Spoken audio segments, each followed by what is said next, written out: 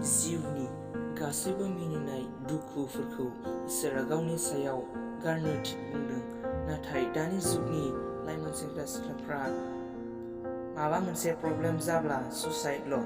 नाथाय इसोरा बिदिखौ बुङाखै जे जों सुसाइड खालामना लानांगौ होननानै। नाथाय जोंखौ जोंनि दुखुफोरखौ गावनि सायावसो गारनो थिनदों। मानो जों जेब्ला जोंनि दुखुफोरखौ इसोरनि सायाव दोनगोन अब्ला बियो जोंनिफ्राय बे दुखु प्रब्लेमफोरखौ जोंनिफ्राय बोखारना होगोन होननानै बुंदों।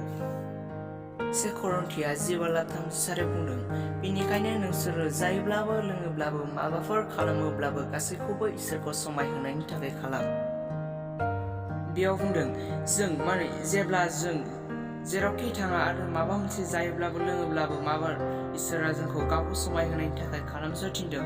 मानो जों जोंनि गोसो बायदि जोंनि गोसो बायदि जोंखौ खालामथिनाखै, मानो गावनि इच्छा बायदिसो खालामथिनदों।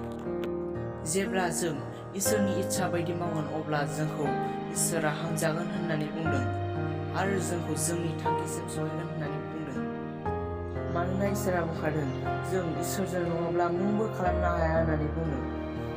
बेनिखायनो जों अरायबो जोंनि पापफोरखौ नागारनानै इसोरनियाव फैनांगौ होननानै बुंदों।